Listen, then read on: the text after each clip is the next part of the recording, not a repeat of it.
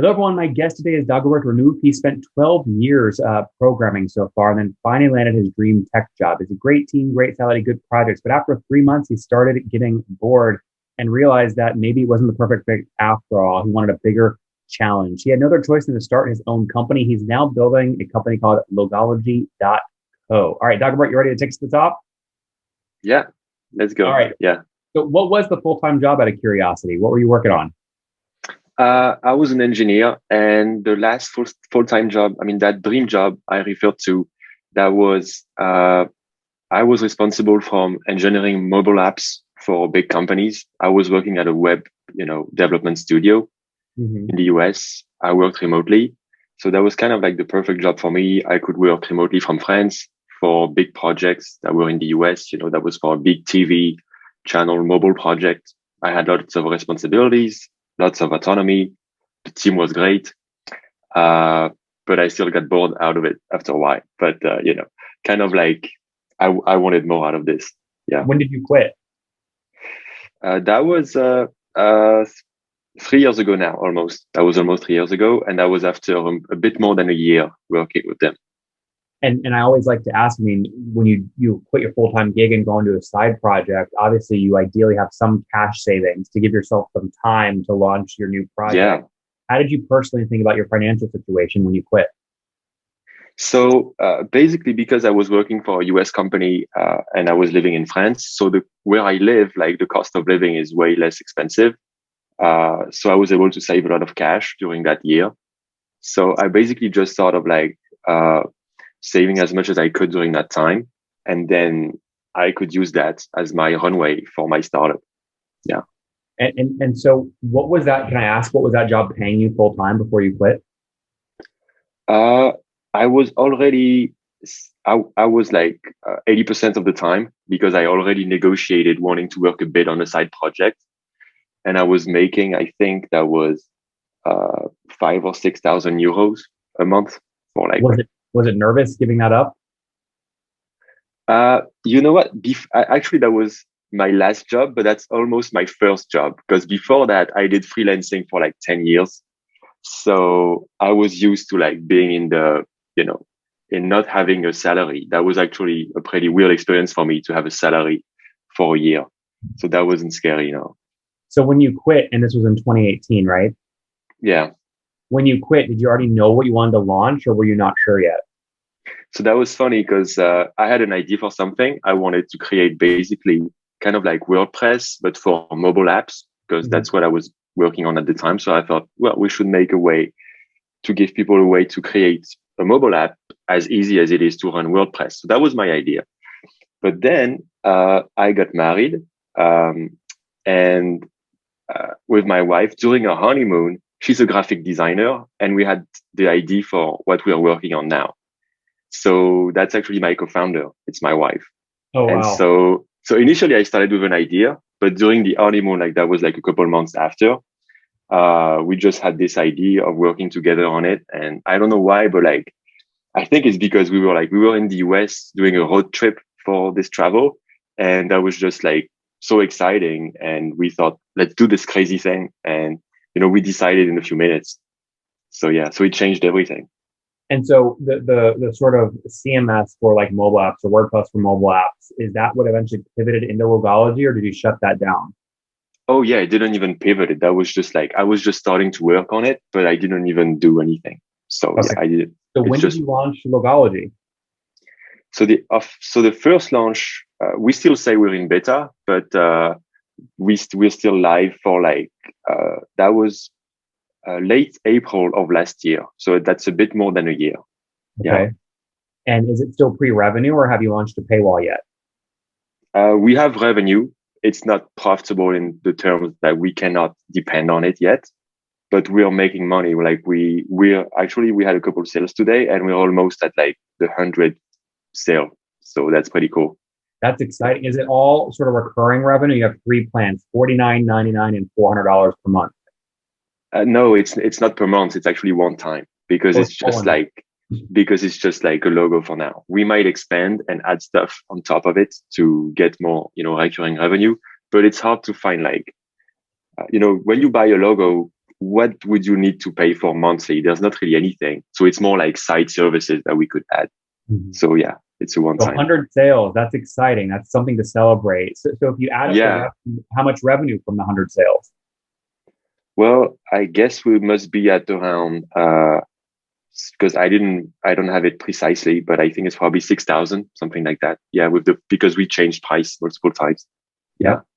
And so how do you, you know, I guess the question is between 2019 and 2020, and even right now as you're scaling, what are you doing to make sure you guys have other cash coming in while you're building your side project? So I mean, it's a pretty intense thing, I'm going to tell you, but, basically right after we started logology, my mother passed away. She had cancer. So that was like, a very troubling time. And actually that almost killed the company right away because like, honestly, for months, I couldn't work really well, to be honest. And so the cash was like, running low and stuff like that. And so we almost thought about quitting. That was just like end of 2018 and early 2019. And, and my mom was broke also. So I had all this debt coming in. I mean, whole mess, terrible situation, emotionally and financially. And so we were kind of like ready to give it up, and we were giving it a few months, but like there was no way we would have been successful in that time frame. And like I got lucky in the sense that in that terrible situation, there, my mom was pretty young. She was like 60, she was 62 or 64. I never know, but like she was 62 or 64. And, because I never know, like if it's the date when she had it or like when she died anyway, but she was around 64 and she had like some sort of insurance that could trigger if she passed away before 65. And so I got that. And to me, that kind of like, because my mom, when I was very young, she always supported me. And it felt like some sort of sign. It's weird to say, but like when somebody dies, you catch these things, like you try to, hold yourself to these signs. And I felt like, wow, that's a sign. Like that was some sort of out of nowhere. I was ready to close the company, and we got this insurance that was, pretty significant, and that allowed us to keep going for a couple more years. And so I was like, wow, we really need to make this successful now, because I don't know, like, I felt like I had to make it successful now, kind of like to make her proud in a way. We had a very troubled relationship at the end, but like there was this thing about, I don't know, like, so we kept going but now, my co-founder, so my wife, she's starting to take a few, side gigs, but, that's mostly how we run it now. And yeah. Well, thanks for sharing that story, Dagobert. That's the truth. That's what happens. And I appreciate you being transparent and sort of sharing that with everyone. So 2018 to 2019, tricky time for you. The insurance was a bit of a surprise. How many years of runway did that give you when it came in? How much, of your cash? Like 3 years, 3 to 4 years, something like that. Okay. I mean, my savings when I started, I had like 2 years, and it added like 3 to 4 years. Yeah. Yep. And how do you, like one of the things that I see a lot with founders that raise VC capital is it's so easy to raise money. You see a lot of really good founders stuck in bad ideas, and they feel like they can't give up that bad idea because they've raised VC. Yeah. So in your case, if your mom is sort of the angel VC, that's right? kind of it. Yeah. Exactly. But my question to you would be, like, if you at some point realize logology cannot scale how you hoped it would scale, wouldn't your mom want you to shut it down and pivot into something new? And how do you think about that? Yeah, the way I think about it is, the way we created logology was from like the years of experience working with people in the design industry, doing design services. My wife was doing that for years. So we know there's a need. So we didn't even have to validate it. I mean, it was instantly validated. And so it's more about how can we make it successful? So it might not be able to scale. Right now, we're struggling with like distribution, for example, how to scale that. So we're having trouble there. But my plan is like, keep giving it like, as long as I have ideas for like making it bigger, I keep pushing, and it tends to bring results. And if at some point I cannot get bigger, what I will do is I will make it into more like a passive thing. So that's still running, that still makes some revenue, from selling logos from time to time. Mm-hmm. And then I will indeed pivot. And I actually have an idea for a pivot for a while. So it's funny. It's something that was brought up by people naturally. And so I might do that, but I still, so I'm trying to not get stuck in like, oh, I want it to succeed quickly. And so as soon as it becomes challenging, you give up and you're like, yo, let's pivot. I'm more like, there's something there. We have good testimonials. We have good feedback. We have sales. So let's keep pushing. Let's keep taking some risk, but at the same time, we might need to pivot at some point because it might just be unrealistic. So let's be aware of that. Mm-hmm. Well, I mean, you caught my eye on Twitter and I went to the site and I said, this is a beautifully designed website. I want to interview this guy. And that's why I Oh, yeah. Awesome. So my hope is that anyone listening right now, they go check out logology.co, check out this thing. I mean, if you guys have logos you want designed, you got to support this guy. It's incredible design. In fact, Dagobert, we on September 9th are having the Latka 1000 SaaS award show in Austin, Texas. Yeah. I want to design like a beautiful framed like award with sort of Latka 1000 and like the award. Oh, wow. Okay. Yeah. And like that might be, I mean, I would love to work with you on that. I'd love to pay you to design that and maybe to design an actual like the statue, like the award itself. Exactly. Wow. It could be a statue or it could be a print, like a framed thing, like a shadow box sort of deal. But wow. To work together on that.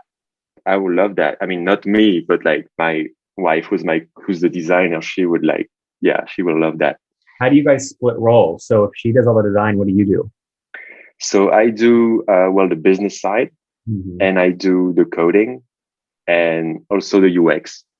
Okay. So I'm basically like a product guy, with engineering, and she's really focused on the logos and also like the vision behind how do we make the product work?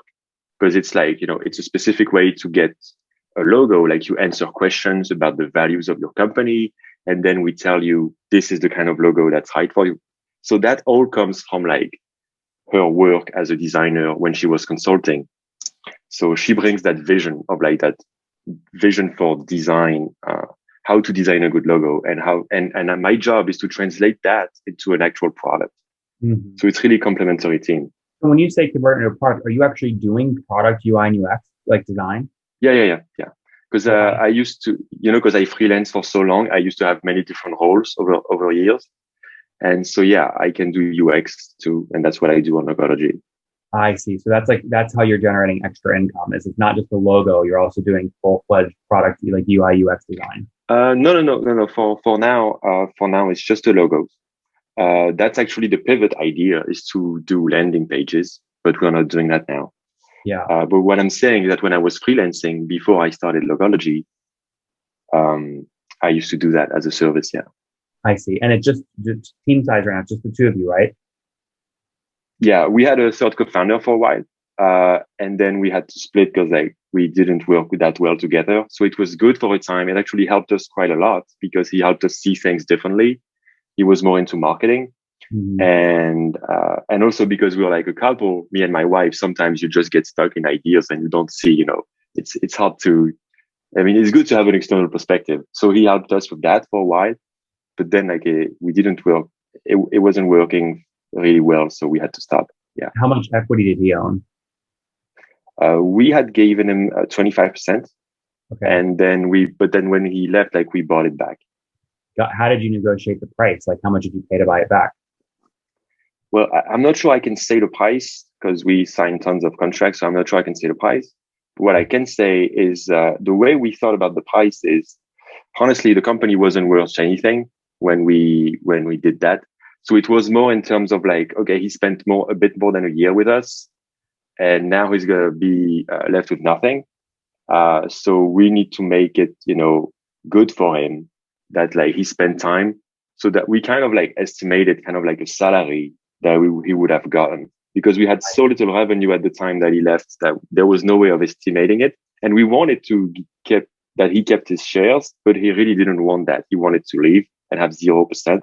So we just fought back, estimated kind of Well, you're all in. You guys are all in. We're certainly rooting for you. Let's wrap here with the famous five. Number one, what's your favorite business book? That's 0 to 1 Number by two, Peter Thiel. is there a CEO you're following or studying, Dagobert? Uh, uh, I know I try to avoid that. I would say Steve Jobs. It's very basic, but that's uh, Number number three, yeah. what's your favorite online tool for building logology? For building, Actually, for you, when you're doing product UX UI design, like what's your favorite tool right now in that space? for that would be Sketch. That's Yeah. like the best tool for me. Yeah. Number four, how many hours of sleep do you get every night? 7 to 8. Yeah. Okay, it's pretty healthy. And then it sounds like you're married, right? Wife, not fiance. Yeah. Wife. Any kids? No, we don't have kids. No kids yet. And how old are you? I'm 32. She's 40 almost. 32. So we kind of like had to make the choice about kids. So right now we're not having kids. Yeah. Yeah. Okay. So you're 32. So last question here. What's something you wish you knew when you were 20? I wish I knew that. It's so funny. Such a funny question. I would say I didn't expect that. I mean, even when you get older, you still feel like when you're young. So that would be the thing I would tell myself is like, it never stops. Like you always doubt, you always like not really know. Like it's normal. So get used to it. That's what I would tell myself. Guys, be comfortable with doubt. You heard it here from Dagobert, buildinglogology.co. He gave up a €6,000 per month job back in 2018 to pursue his side projects, pivoted many times, and almost said, we have to shut this down before his mom tragically passed away, but left him with a bit of capital to keep going and stick with it. He's about to pass his 100th customer, which we love, and $6,000 in revenue at logology.co. Check it out. Dagobert, thanks for taking us to the top. Yeah, thank you. One more thing before you go. We have a brand new show every Thursday at 1 p.m. Central. It's called Shark Tank for SaaS. We call it Deal or Bust. One founder comes on, 3 hungry buyers, they try and do a deal live, and the founder shares back-end dashboards, their expenses, their revenue, ARPU, CAC, LTV, you name it, they share it. And the buyers try and make a deal live. It is fun to watch every Thursday, 1 p.m. Central. Additionally, remember, these recorded founder interviews go live. We release them here on YouTube every day at 2 p.m. Central. To make sure you don't miss any of that, make sure you click the subscribe button below here on YouTube, the big red button, and then click the little bell notification to make sure you get notifications when we do go live. I wouldn't want you to miss breaking news in the SaaS world, whether it's an acquisition, a big fundraise, a big sale, a big profitability statement, or something else. I don't want you to miss it. Additionally, if you want to take this conversation deeper and further, we have by far the largest private Slack community for B2B SaaS founders. You want to get in there. We've probably talked about your tool if you're running a company or your firm if you're investing. You can go in there and quickly search and see what people are saying. Sign up for that at nathanlatka.com/Slack. In the meantime, I'm hanging out with you here on YouTube. I'll be in the comments for the next 30 minutes. Feel free to let me know what you thought about this episode. And if you enjoyed it, click the thumbs up. We get a lot of haters that are mad at how aggressive I am on these shows, but I do it so that we can all learn. We have to counter those people. We got to push them away. Click the thumbs up below to counter them and know that I appreciate your guys' support. All right, I'll be in the comments. See ya.